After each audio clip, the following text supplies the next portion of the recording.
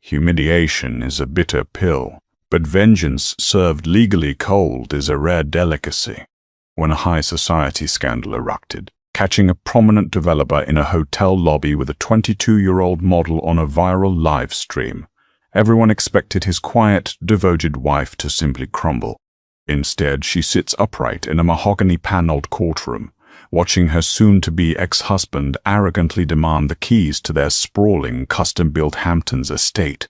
He flashes a blinding, confident smile at the judge, utterly convinced he has outmaneuvered her. What this deeply narcissistic man doesn't realize, as he swears on the Bible to tell the truth, is that he is actively, legally evicting himself. The heavy oak doors of courtroom 302 swung shut, sealing the suffocating tension inside. Morning sunlight sliced through the tall, arched windows of the New York County Courthouse, catching the dust motes dancing above the varnished defense and plaintiff tables. Judge Mary Caldwell, a woman whose stern reputation preceded her by a country mile, adjusted her reading glasses and stared down from the bench. She had presided over hundreds of high-net-worth divorces, but the sheer, palpable audacity radiating from the petitioner's table this morning was enough to make even her seasoned eyes narrow. At that table sat David Montgomery. David was a man who wore his wealth like a weapon, clad in a bespoke charcoal Tom Ford suit that probably cost more than the court reporter's annual salary. He leaned back in his leather chair, whispering something entirely too amusing to his attorney, Bradley Jenkins. Bradley, a bulldog of a litigator known for his aggressive, scorched-earth tactics in family court, offered a sycophantic chuckle. What made David's relaxed demeanor so incredibly jarring was the context of their presence. Just 3 months prior, David had become the undisputed villain of the tri-state area. During the prestigious Monroe Foundation charity gala, an event heavily attended by Manhattan's elite and heavily covered by the press, David had slipped away from his wife. He had wandered into a supposedly secluded alcove of the Waldorf Astoria to engage in a highly passionate, incredibly explicit rendezvous with Jessica Pierce, a 22-year-old Instagram influencer whose primary talent seemed to be finding cameras. Unfortunately for David, he hadn't noticed the hot microphone left active by a roaming documentary crew covering the charity event. His breathless promises to Jessica, "I'm dumping the old ball and chain, baby. The Hamptons house is going to be ours," echoed through the grand ballroom's secondary speaker system before the AV team could cut the feed. The live stream of the gala had captured the entire audio, immortalizing his infidelity for millions of viewers across social media. Yet, in a display of staggering narcissism, it was David who had filed for divorce the very next morning. His PR team spun a frantic narrative claiming he was trapped in an emotionally barren marriage and was seeking his rightful happiness. In his legal filings, David was ruthlessly demanding he wanted 50% of their liquid assets, full ownership of his development company, Montgomery Holdings, and most crucially, the crown jewel of their portfolio, the $6.5 million estate in Southampton. Across the aisle, sitting with the stillness of a marble statue, was Caroline Hayes. Caroline did not look like a broken woman. She wore a tailored, understated navy blue dress. Her blonde hair was pulled back into a severe, elegant chignon. There were no dark circles under her eyes, no tremble in her hands as she neatly aligned a stack of manila folders on the table before her. Where David was putting on a theatrical performance of the weary but triumphant businessman, Caroline was terrifyingly composed. Beside her sat Arthur Peneligon. Arthur was a legend in legal circles, a man who rarely took on divorce cases anymore unless they presented an intellectual puzzle he couldn't resist. With his silver hair, wire-rimmed glasses, and a tweed suit that looked deliberately unpretentious, Arthur resembled a tired Oxford professor more than a legal shark. But those who had faced him knew that Arthur's grandfatherly demeanor was a bear trap. "All right, counselors," Judge Caldwell's voice cracked through the microphone, silencing the low hum of the gallery. She cast a brief, disdainful glance toward the second row where Jessica Pierce, the mistress herself, had actually dared to show up, wearing a designer trench coat and oversized sunglasses indoors. "We are here for the matter of Montgomery v. Hayes. Mr. Hassos, Mr. Tumman. Jenkins, I understand your client is eager to proceed with his petition regarding the division of real property, specifically the residence located on Dune Road, Southampton." "Yes, Your Honor." Bradley Jenkins stood up, buttoning his suit up but hanging his suit jacket with a flourish. "My client is simply asking for what is fair and equitable, or rather what is rightfully his. Mr. Montgomery was the sole breadwinner. He is the visionary who purchased the land, commissioned the architects, and funded every single nail driven into that property. We intend to prove that Miss Hayes contributed nothing financially to the acquisition or the upkeep of the Southampton estate. Giving her any claim to that property would be a gross miscarriage of justice." Arthur Penhaligon didn't stand. He didn't object.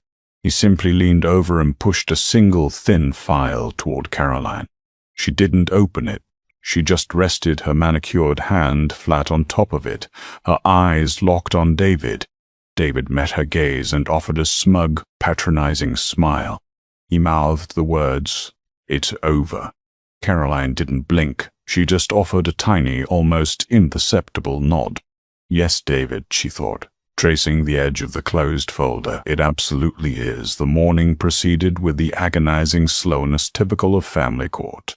Bradley Jenkins called his first and only witness for this segment of the trial, his own client, David Montgomery. David took the stand with the confident stride of a man walking onto a stage to accept an award. He swore the oath loudly, making sure to make eye contact with the judge, attempting to turn on the famous Montgomery charm that had secured him millions in real estate investments. "Mr. Montgomery," Jenkins began, pacing in front of the witness stand, "let's talk about the Dune Road property. Can you describe for the court the emotional and financial investment you poured into this home?" David sighed, running a hand through his perfectly styled hair. "It was my magnum opus, Mr. Jenkins. I work 60, sometimes 70-hour weeks in commercial real estate. Manhattan is a concrete jungle. I wanted a sanctuary. I found the plot in Southampton 5 years ago. It was a teardown, an absolute wreck, but I saw the vision. I personally negotiated the purchase price down to $2 million. Then I poured another $4.5 million into the construction. And did your wife, Miss Hayes, contribute to this financial endeavor?" Jenkins asked, his voice dripping with theatrical incredulity. David offered a sad, patronizing smile. "Caroline, no. Caroline is, well, she has her hobbies. She volunteers, she manages the household staff. But the capital, the sweat equity? That was entirely me. Every invoice from the Italian marble suppliers, every check to the landscape architects, it all came from my hard work. That house is the physical manifestation of my life's work. To lose it now, after the unfortunate breakdown of our marriage, would be devastating." In the gallery, Jessica Pierce visibly pouted in sympathy, adjusting her sunglasses. "Thank you, Mr. Montgomery," Jenkins said, turning toward Arthur Penhaligon with a smug grin. "Your witness." Arthur stood up slowly. He adjusted his wire-rimmed glasses, picked up the single sheet of paper, and meandered toward the center of the room. He didn't look angry, he looked mildly confused, like a man trying to remember where he left his car keys. "Mr. Montgomery," Arthur began, his voice raspy and gentle, "you paint a very vivid picture. A true pioneer of the Hamptons. You stated you personally negotiated the purchase of the land. Is that correct?" "That's correct," David said, puffing out his chest. "And you oversaw the finances. You tracked every penny. I am a meticulous businessman, Mr. Penhaligon. You don't build an empire by letting others manage your money." "Fascinating," Arthur murmured, looking down at his piece of paper. "Now, you are the sole owner of Montgomery Holdings, LLC, correct?" "Yes. And when you purchased this property 5 years ago, you were deeply entangled in a rather complex commercial zoning lawsuit regarding a high-rise in Tribeca. Do you recall that?" David frowned, the first crack in his confident facade appearing. I deal with lawsuits all the time. It's the nature of real estate. What does that have to do with my home? Bear with me, Mr. Montgomery, Arthur said politely. During that specific time, your personal assets were heavily leveraged. In fact, a temporary lien was threatened against Montgomery Holdings. To protect your capital, your accountants advised you to make the Southampton purchase through an entirely different legal entity. Does that refresh your memory? David waved his hand dismissively. We used a shell corporation for the initial acquisition. Standard practice to maintain privacy. It was called Seascape Ventures. Seascape Ventures LLC, Arthur corrected gently. Yes. Now, you testified just moments ago that you funded this purchase. You paid the $2 million for the land. Absolutely. Arthur walked back to his table and picked up a thicker stack of documents. He handed copies to the bailiff to pass to the judge and to Bradley Jenkins. Your Honor, I am submitting Defense Exhibit A. These are the certified bank records for Seascape Ventures LLC from the month of the property closing. Arthur turned back to David. Mr. Montgomery, would you mind reading the origin account for the $2 million wire transfer that funded the purchase? David squinted at the paper handed to him. It says it came from an account ending in 449. And do you recognize that account, Mr. Montgomery? It's a wealth management account. Probably one of my secondary holding accounts at Chase. Arthur smiled. It wasn't a friendly smile. Actually, Mr. Montgomery, if you look at page 3, you will see the account holder's name. Could you read it for the court? David flipped the page. He stared at the line. He blinked, clearly thrown off balance. He looked over at his lawyer, Jenkins, who was suddenly furiously flipping through his own copy of the documents. Read it, Mr. Montgomery, Judge Caldwell commanded, leaning forward. It says, the Caroline Hayes Trust, David muttered, his voice dropping an octave. I'm sorry, I didn't quite catch that. Arthur cupped a hand to his ear. The Caroline Hayes Trust, David snapped. But that doesn't mean anything. I replenished that account later. We moved money around all the time. Did you? Arthur asked, his voice suddenly losing its grandfatherly warmth and turning sharp as a razor. We have subpoenaed your financial records for the past 5 years, Mr. Montgomery. We found no such replenishment. The initial $2 million came from my client's inheritance.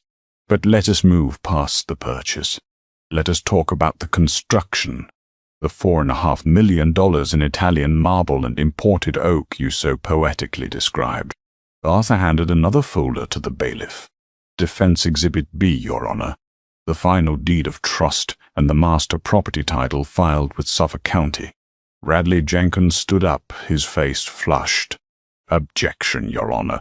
I fail to see the relevance of the initial funding if the property was deeded jointly as marital property. Overruled, Mr. Passon. Jenkins, Judge Caldwell said, her eyes glued to the documents Arthur had just submitted. I am very interested to see where Mr. Penhaligon is going with this. Thank you, Your Honor, Arthur said, stepping right up to the wooden rail of the witness stand. Mr. Montgomery, you are a meticulous businessman. You sign hundreds of contracts. When the construction was finished, the property title was formally transferred from the shell company, Seascape Ventures, to its permanent owner. You were present at that closing, were you not? I was, David said, his jaw tightening. I signed the paperwork in my attorney's office. Are you sure you read the paperwork, David? Arthur asked softly. David sneered. Of course I read it. I own that house. Ugh. Not that shoe Dutch. Arthur pointed to the document in David's hand. Then please, read the name listed under grantee on the master deed. The sole legal owner of the property located on June Road. David looked down at the paper. His eyes scanned the legal jargon, scanning for David Montgomery or Montgomery Holdings. His eyes stopped. The color violently drained from his face, leaving him looking like a wax figure. His mouth opened, but no sound came out. The arrogant millionaire smile was entirely gone, replaced by a look of sheer, unadulterated horror. "Would you like me to read it for you, Mr. Montgomery?" Arthur asked, the silence in the courtroom suddenly deafening. David didn't answer. He just stared at the piece of paper, his hands beginning to shake. Arthur turned his back to the witness stand and faced the gallery, his voice ringing out clearly. "The sole legal owner of the property, as filed, stamped, and legally cemented 5 years ago without a single objection from the meticulous businessman sitting before us, is Caroline Hayes." Pandemonium erupted at the petitioner's table. Bradley Jenkins sprang from his chair so violently it tipped backward, hitting the varnished floor with a sharp crack that echoed like a gunshot. "Objection, Your Honor," Jenkins bellowed, his face a mottled, furious red. "This is an ambush. We were not provided with this deed during discovery." "Mr. Jenkins, lower your voice," Judge Caldwell snapped, banging her gavel once. "And spare me the theatrics. I have the discovery logs right here. Exhibit B was filed and submitted to your office 30 days ago, buried in a box of financial disclosures. If you or your paralegals fail to review the very title of the property you are attempting to divide, that is a failure of your own firm, not an ambush by the defense." David Montgomery was still staring at the piece of paper in his hands as if it were coated in poison. His chest heaved, his expensive Tom Ford suit suddenly looking tight and constricting. "This is a mistake," he stammered, looking frantically between his lawyer and the judge. "This is a clerical error. It was supposed to be in my name. I paid for it. It was my project." Arthur Peneligon adjusted his glasses and looked at David with an expression of profound, almost pitying patience. "A clerical error on a master deed filed in Suffolk County, Mr. Montgomery, a document you personally signed in the presence of a notary public." "I sign hundreds of documents a week," David shouted, his polished demeanor shattering into 1,000 jagged pieces. "My attorneys hand me a stack of papers, point to the dotted line, and I sign. I didn't read the fine print, but the intent was clear. It was my money, and I just used her trust account temporarily to bypass a freeze on my primary assets." Silence descended upon the courtroom. Even the court reporter's fingers paused over her stenograph machine. Arthur's eyes gleamed with the sharp, predatory light of a trap springing shut.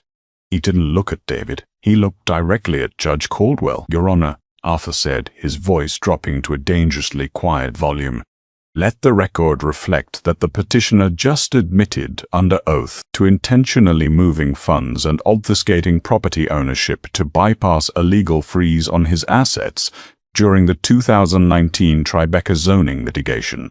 David froze. He looked at Jenkins, who had suddenly turned the color of old parchment. Jenkins slowly sank back into his chair, rubbing his temples. "Mr. Montgomery," Arthur continued, turning back to the witness stand and stepping closer, "in legal terms, this is known as a fraudulent conveyance. You deliberately transferred assets into your wife's name to shield them from potential creditors and civil judgments. You used her name and her clean financial record as a human shield for your empire. That's just business." David scoffed, though his voice lacked its previous volume. "Everyone does it. You protect the capital.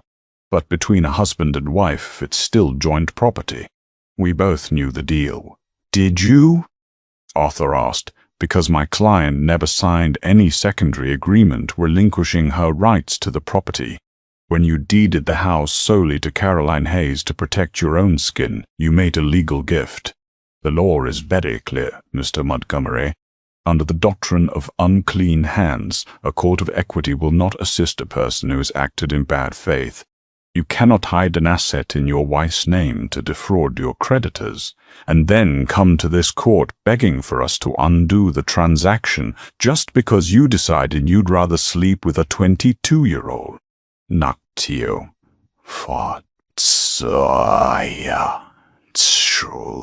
A sharp collective gasp rippled through the gallery.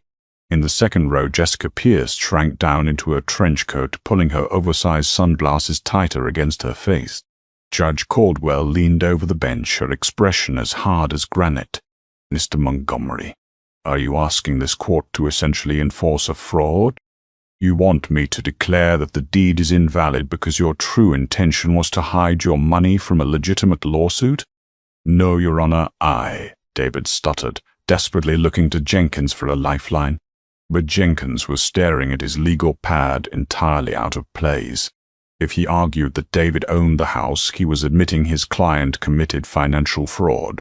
If he admitted the transfer was legal, Carolyn owned the Hamptons estate free and clear. "The house belongs to Miss Hayes," Arthur stated, turning his back on David as if the man were no longer worth his time. "Purchased with her trust funds legally deeded in her name alone and maintained by her for the last 5 years while Mr. Montgomery lived there essentially as a heavily subsidized guest. We ask that the petition to divide the June Road property be dismissed with prejudice." "Motion granted," Judge Caldwell ruled immediately, making a sharp notation on her file. "The Southampton property is entirely the separate, non-marital asset of the respondent, Caroline Hayes. The petitioner will vacate the premises and remove his personal belongings within 72 hours. David gripped the wooden railing of the witness stand so tightly his knuckles turned white. The $6.5 million sanctuary, the custom wine cellar, the imported marble floors gone. With a single strike of a gavel, his crowning achievement had been handed over to the woman he had publicly humiliated. He looked across the room at Caroline. She was sitting with her hands neatly folded in her lap. For the first time all morning she looked directly into his eyes, and the corner of her mouth twitched upward into a faint, chilling smile. Sitting rigidly in the spectator gallery, Jessica Pierce was having a very difficult morning. When David had promised her the world in that walled-off Astoria alcove, he had painted a vivid, intoxicating picture. Weekends in the Hamptons, completely unrestricted access to the platinum cards, and the prestige of being the new Mrs. Montgomery. Jessica had tolerated the massive public backlash and the loss of several brand sponsorships because she believed the ultimate payout was secure. David was a titan. Titans didn't lose in court to their quiet, charity board wives. But watching David stagger back to his table looking physically ill, a cold knot of panic began to tighten in Jessica's stomach. The Hamptons' house was gone. That was the primary location for her planned summer content. "All right," Bradley Jenkins whispered furiously to David as the developer slumped into his chair. "We lost the house. It's a blow, but it's not fatal. We still have the company. Montgomery Holdings is where the real cash flow is. We pivot. We go after the liquid assets, the investment portfolios, and we protect your majority stake in the business." "She doesn't know a thing about commercial real estate." David nodded sharply, trying to pull his fractured composure back together. He adjusted his tie and took a deep breath. "Right, the company. I built it from the ground up. She can't touch Montgomery Holdings." "Your Honor," Jenkins announced, standing up and attempting to project confidence. "Moving on from the matter of the residence, we turn to the division of marital assets and business valuations. Mr. Montgomery is the founder and CEO of Montgomery Holdings. We have submitted a fair valuation of the company at roughly $42 million. We are prepared to offer Ms. Hayes a generous buyout of 10%, recognizing her passive support during the marriage, provided she waives any claimed alimony." "Right.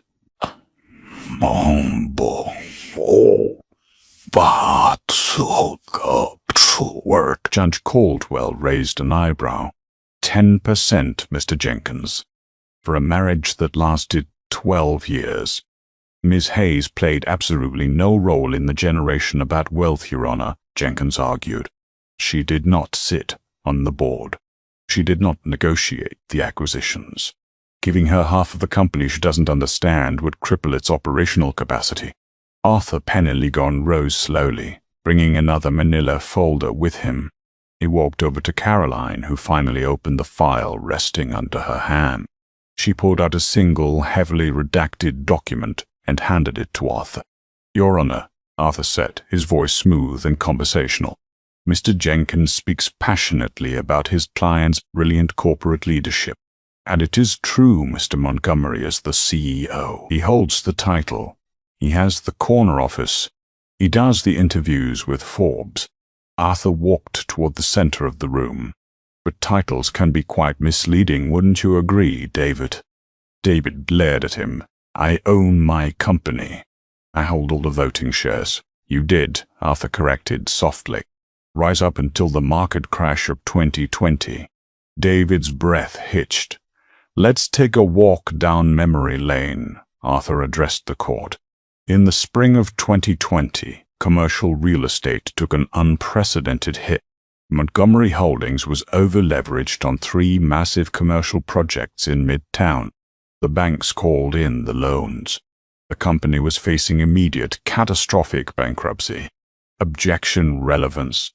Jenkins called out, though he sounded less certain this time. Overruled. Go on, Mr. Nathaniel, the judge said, leaning forward, utterly captivated. To save his empire, Mr. Montgomery needed an emergency influx of capital. Specifically, he needed $12 million in liquid cash within 48 hours to satisfy the creditors. No bank would touch him. His investor friends had all vanished. Arthur stopped in front of David's table. So he went to his wife. Caroline sat perfectly still, her eyes fixed on the judge. My client, Miss Hayes, is the sole beneficiary of the Hayes industrial fortune, Arthur explained. A fact Mr. Montgomery was intimately aware of. He begged her to bail him out, and she did, but Caroline Hayes is not a foolish woman. She did not simply hand her husband $12 million. She executed a corporate buyout. Nout. Mirth. Arthur handed the document to the bailiff. Defense Exhibit C, Your Honor. The Emergency Restructuring Agreement of Montgomery Holdings dated April 14, 2020. Signed by David Montgomery. David was staring straight ahead, his eyes wide, unblinking. If you turn to page 7, Your Honor, Arthur guided the court, you will see the terms of the capital injection. In exchange for the $12 million that saved the company from immediate dissolution, David Montgomery transferred 51% of the voting shares of Montgomery Holdings LLC to a blind trust. Arthur turned to David. And who is the sole trustee and beneficiary of that blind trust, David? The courtroom was so quiet you could hear the hum of the air conditioning vents. David swallowed hard. His voice was barely a whisper. Caroline, I'm sorry. Arthur cupped his ear again, a masterful display of theatrical cruelty. Caroline. David shouted, his voice cracking with a mixture of rage and despair. But it was a formality. It was just on paper to satisfy her financial advisors. I still run the company. I make all the decisions. You run the company at the pleasure of the majority shareholder, Arthur corrected, his voice turning to steel. You are an employee, Mr. Montgomery. A highly compensated employee, yes, but an employee nonetheless. You do not own Montgomery Holdings. Caroline Hayes owns Montgomery Holdings. She owns you. Bradley Jenkins dropped his pen. It rolled off the table and clattered onto the floor. He didn't bend down to pick it up. Furthermore, Arthur continued, delivering the final devastating blow. As the majority shareholder, my client convened an emergency board meeting yesterday evening. Arthur pulled a final sheet of paper from his pocket and laid it gently on the petitioner's table, right in front of David. This is your formal notice of termination, Mr. Montgomery, effective immediately. You are being let go from Montgomery Holdings due to violations of the company's morality clause, specifically bringing catastrophic public embarrassment to the brand. David stared at the termination letter. The letterhead bore the logo he had designed himself. You can't do this, David whispered, staring at Caroline. You can't take everything. Caroline finally spoke. Her voice was calm, melodic, and completely devoid of mercy. I didn't take anything, David. You gave it all to me, and then you threw it away.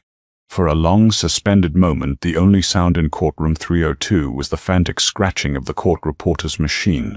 David Montgomery stared at the embossed company logo on his termination letter, his mind violently rejecting the reality printed in crisp black ink. He had built Montgomery Holdings. He was the face on the industry magazine covers. The idea that his quiet, philanthropic wife had systematically orchestrated his ouster from behind the curtain of a blind trust was entirely incomprehensible to his narcissistic ego. "This is a joke," David finally choked out, his voice thin and reedy. He shoved the paper back across the table. "You can't fire the founder. I'll tie this up in litigation for the next decade. I'll bleed the company dry in legal fees before I let you take my chair. You are welcome to try, Mr. Montgomery," Arthur Penhaligon replied mildly, stepping back toward his own table. "However, fighting a multi-million-dollar corporate litigation requires capital. Capital that you currently do not possess. Which brings us, Your Honor, to the matter of spousal support." Bradley Jenkins, who looked as though he had aged 10 years in the last hour, suddenly snapped his head up. A desperate feral light ignited in the lawyer's eyes. He saw a lifeline. "Yes, exactly, Your Honor." Jenkins scrambled to his feet, adjusting his tie with shaking hands. "My client has just been maliciously terminated from his primary source of income. He's been stripped of his residence. As of this exact moment, Mr. Montgomery is technically unemployed and effectively homeless.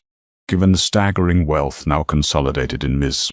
Hayes' possession, we are formally petitioning for immediate rehabilitative spousal support. She cannot leave him destitute."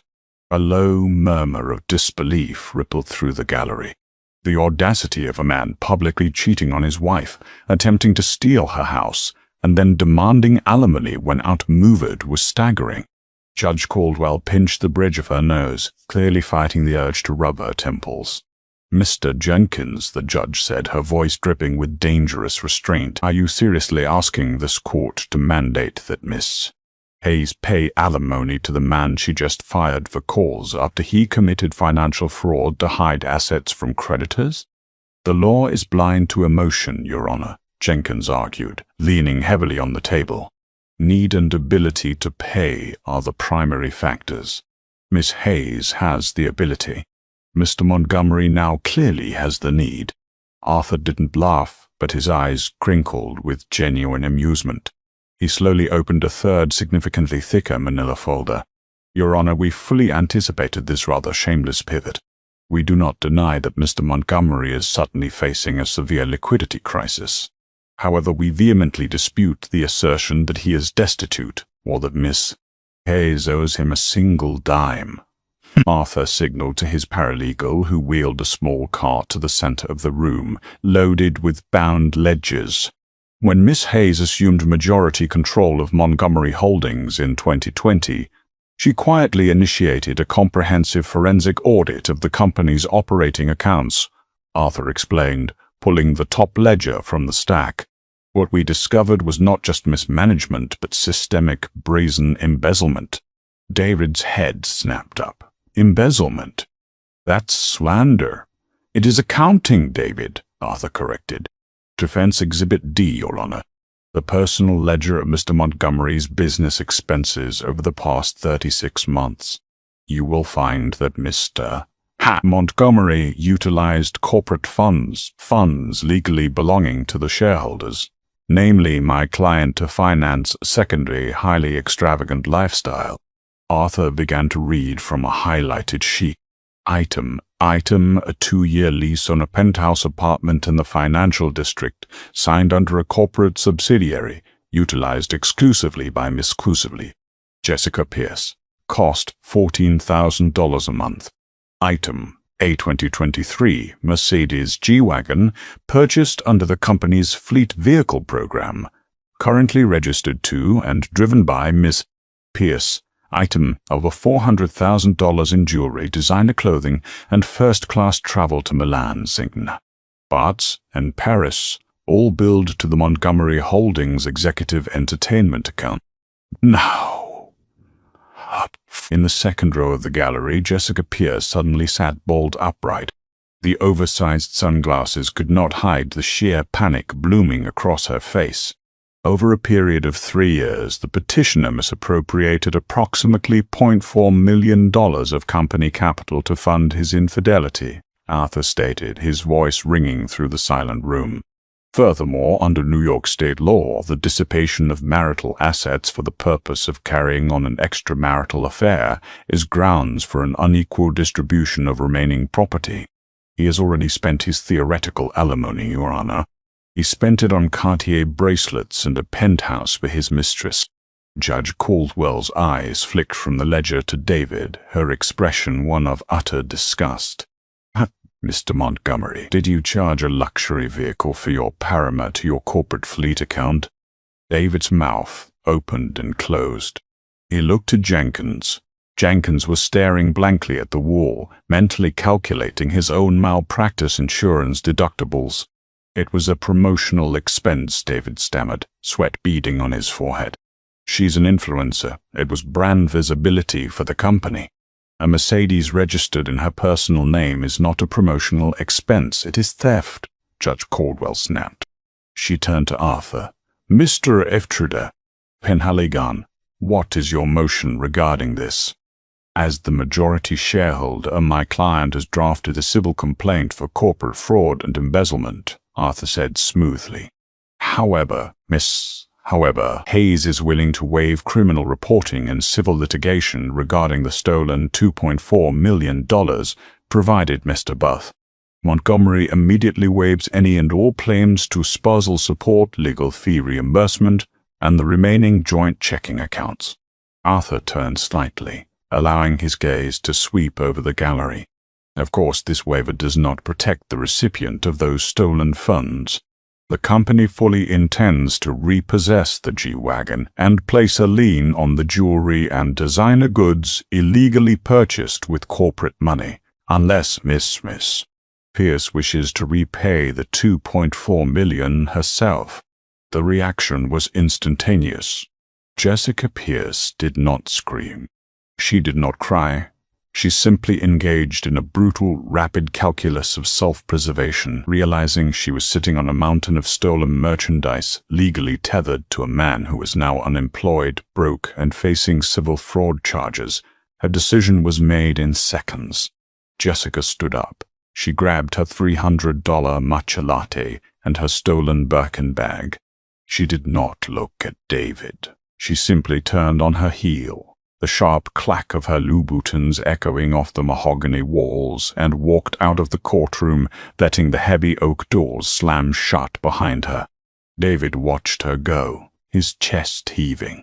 The woman he had blown up his life for hadn't even stayed for the afternoon recess. The heavy, unforgiving thud of the courtroom doors closing behind Jessica Pierce did not just echo through the high-ceilinged room. It seemed to sever the very last thread holding David Montgomery's fabricated reality together. For several long, agonizing seconds, no one spoke. The sharp, rapid clack of the young influencer's Louboutins fading down the marble corridor outside was the only sound accompanying the complete collapse of a titan. David slumped forward, his elbows hitting the plaintiff's table with a dull thud. He buried his face in his hands, his meticulously styled hair falling out of place. The arrogant, untouchable king of Manhattan real estate was entirely gone, replaced by a hollowed-out, trembling shell of a man finally comprehending the absolute totality of his ruin. He had blown up his life, his reputation, and his marriage for a girl who hadn't even stayed long enough to watch the afternoon recess. Beside him, Bradley Jenkins was engaged in a very different kind of panic. The bulldog litigator was staring at the wall, his mind a whirlwind of damage control and unpaid invoices. Jenkins was a predator, but he was a pragmatic one. He realized that his client was rapidly transitioning from a cash cow into a massive, insolvent liability. But Jenkins was also a man who refused to die in a courtroom without emptying his magazine. He took a sharp, ragged breath, wiped a bead of sweat from his forehead, and began frantically digging through his heavy leather briefcase. "Your Honor, if it please the court, we have one final overriding matter," Jenkins announced, his voice hoarse but suddenly injected with a desperate feral energy. He pulled out a faded, staple-bound document. It looked ancient compared to the crisp new financial ledgers Arthur had been parading around. The 2014 prenuptial agreement. David lifted his head from his hands. A weak, desperate spark of hope ignited in his bloodshot eyes. The prenup. He had almost forgotten about it in the avalanche of the morning's disaster. Even if this court has somehow found grounds to strip my client of his equity in Montgomery Holdings and the primary residence, Jenkins argued, aggressively waving the document, we have a binding ironclad agreement signed prior to the solemnization of this marriage. This document explicitly protects Mr. Pear. Montgomery's premarital investment portfolios, the seed money he earned before he even met Miss Hayes. Furthermore, it guarantees a baseline exit settlement of $5 million in the event of a dissolution, entirely regardless of fault. David sat up straighter, adjusting his tie with shaking fingers. $5 million. It was a fraction of the $42 million empire he had walked in with. But it was oxygen. $5 million was seed money, maybe seed. He still had his contacts, his industry knowledge, his name. With $5 million and his untouchable premarital stock portfolios, he could lease a small office, start a boutique firm, and claw his way back. He wasn't dead yet. He just had to survive this room. Ah, yes. The 2014 prenuptial agreement, Arthur Pinheligon sighed. The older lawyer pushed his chair back and stood up. He didn't look surprised. In fact, he looked almost melancholy, like a professor watching a student fail an open book exam. Your Honor, Mr. Jenkins is entirely correct. There is a prenuptial agreement, and it is indeed ironclad. The defense completely stipulates to its validity and its immediate enforcement. Jenkins blinked, his aggressive posture faltering. He gripped the edges of his podium, caught entirely off guard by the easy concession. You stipulate. We do. Arthur nodded, walking over to Caroline, who serenely handed him her own copy of the heavily tabbed document. Arthur approached the bench. Your Honor, this agreement was drafted heavily in Mr. Ben Montgomery's favor 12 years ago. At the time, his development company was just taking off. He was a very ambitious, very paranoid young man. He was deeply terrified that my client, despite her own significant established family wealth, was somehow marrying him for his rising trajectory. Arthur turned to look at David, his eyes filled with a terrifying, cold pity. David was very, very particular about protecting his personal brand. He insisted on a highly specific punitive morality clause to ensure his new wife could never embarrass him. Mr. Jenkins, would you be so kind as to turn to page 14? Please read section 4, paragraph C aloud for the court. Jenkins hesitated. He looked down at the document in his hands. As his eyes darted across the dense legal text, the remaining color violently drained from his face, leaving his skin the color of old ash. He slowly closed the folder, swallowing hard. Your Honor, I don't believe reading this aloud is strictly necessary for the proceedings. Read it, Mr. Jenkins, Judge Caldwell commanded, leaning so far forward over the bench she was practically looming over the courtroom. Her patience had entirely evaporated. Read it into the record right now, or I will have the bailiff read it for you. Jenkins cleared his throat. The sound was like grinding glass. He opened the folder again. In the event that the marriage is dissolved due to the documented public infidelity of either party. Jenkins paused, his voice trembling slightly. Keep going, counselor, Arthur urged politely, clasping his hands behind his back. Jenkins gripped the podium so tightly his knuckles turned white, which results in demonstrably negative media attention, public humiliation, or reputational damage to the non-offending spouse. The offending party shall immediately forfeit any and all rights to the baseline exit settlement.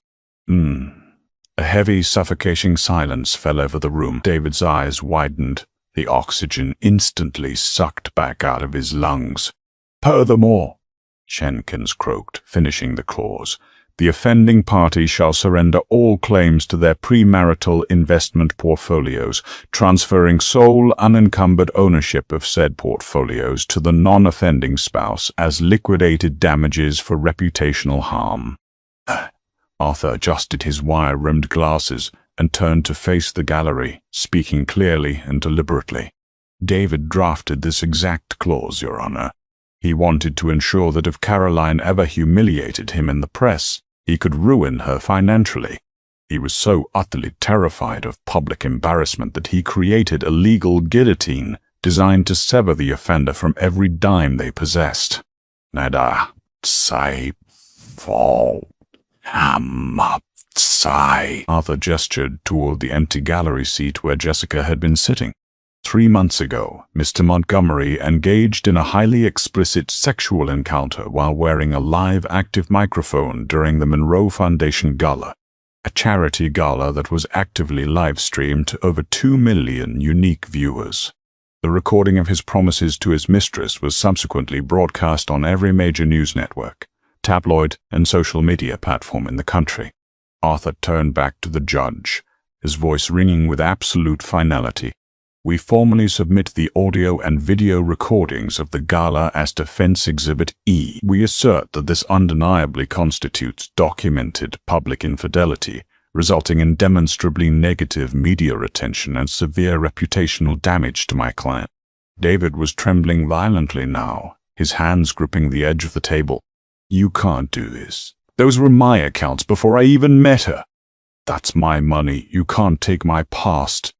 It was your money, Mr. Montgomery, Judge Caldwell corrected, her voice cold, sharp, and entirely devoid of sympathy. You signed a contract, you dictated the terms. You built the guillotine to threaten your wife, and then you willingly, arrogantly placed your own head inside it while wearing a hot microphone. The judge picked up her heavy wooden gavel. She looked down at the ruined developer with an expression of profound disgust. Based on the irrefutable, overwhelming evidence presented today, the court finds the petitioner, David Montgomery, in gross, undeniable violation of the morality clause outlined in the 2014 prenuptial agreement. The baseline settlement of $5 million is hereby rendered null and void. Furthermore, all premarital investment portfolios listed in Schedule A are immediately transferred to the respondent, Caroline Hayes, as liquidated damages. Judge Caldwell stacked her files neatly, her eyes locking onto David's pale face. Mr. Montgomery, you came into my courtroom today attempting to enforce a fraud and steal a home. You leave this marriage with precisely what you deserve, the clothes on your back and the consequences of your own staggering arrogance. The petition for division of assets is denied. The divorce is granted, heavily weighted in favor of the respondent due to extreme financial dissipation and contractual violation. She struck the sounding block with a resounding, deafening crack. Court is adjourned. Silence hung heavy in the courtroom, broken only by the rustle of Judge Caldwell gathering her files and the soft click of her chamber door shutting behind her. The legal execution was complete. David Montgomery remained glued to his chair, staring blankly at the mahogany grain of the table. His mind, usually a rapid-fire engine of acquisitions and leverage, was entirely blank. He had walked into this building 4 hours ago as a titan of Manhattan real estate, a millionaire demanding his rightful spoils. He was walking out as a legally recognized fraudster. Stripped of his company, his $6.5 million estate, his mistress, and his premarital fortune. Next to him, Bradley Jenkins was snapping his briefcase shut with aggressive finality. The lawyer did not offer a comforting pat on the shoulder or a whispered strategy for an appeal. Bradley, David croaked, his voice sounding like it belonged to a much older, frailer man. We need to file an injunction. We need to freeze her trust. There has to be a loophole. Jenkins paused, his hand resting on the brass latch of his leather case. He looked down at his former client with an expression of profound professional exhaustion. David, there is no loophole. You committed textbook fraudulent conveyance on the house. You legally signed away majority control of your business to save yourself from bankruptcy. and you publicly violated an ironclad prenuptial agreement that you yourself demanded she sign. I cannot fight your own signatures, and I certainly cannot fight them for free. I'll pay you, David snapped, a flash of his old arrogance surfacing. When the dust settles, I'll rebuild. I'm still David Montgomery. No, you're not, Jenkins replied coldly.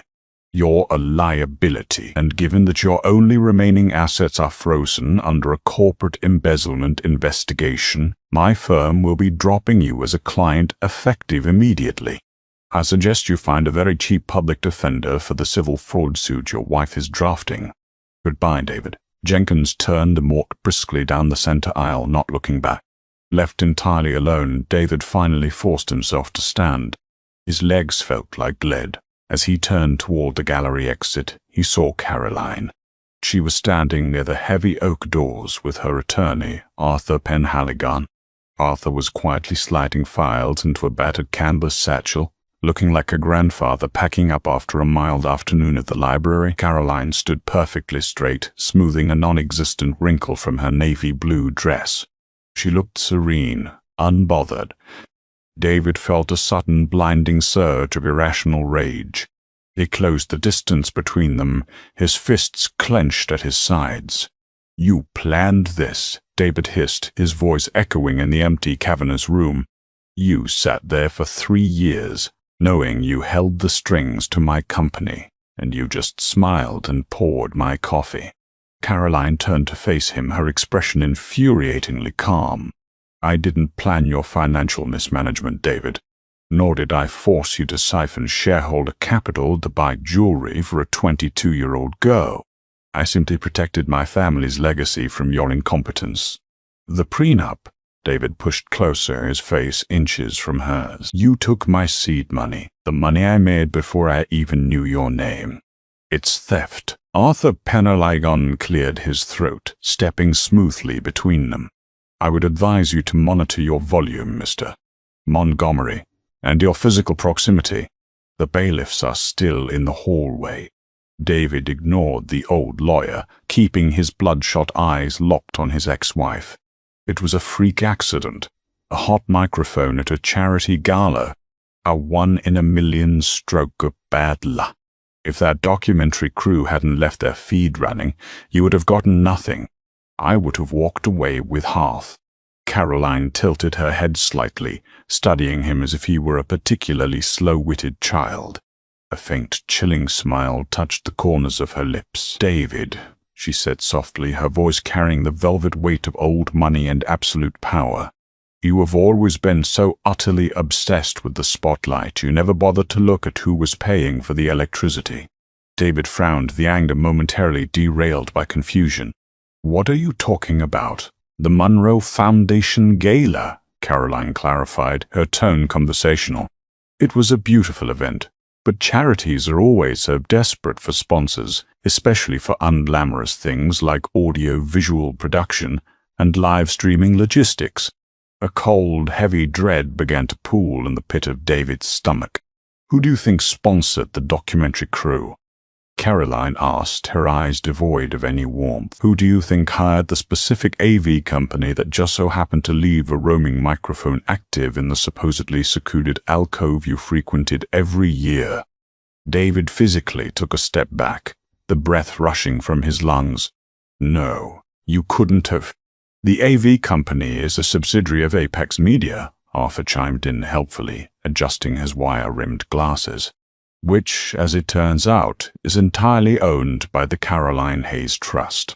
My client knew about Miss Pierce for 8 months, David, but filing for a quiet, private divorce wouldn't have triggered the morality clause you so arrogantly drafted in 2014. She needed you to be precisely who you are, a narcissist who believes he is untouchable in front of the entire world. Not audience.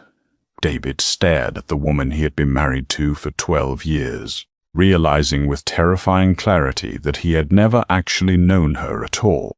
She hadn't just beaten him, she had engineered his self-destruction.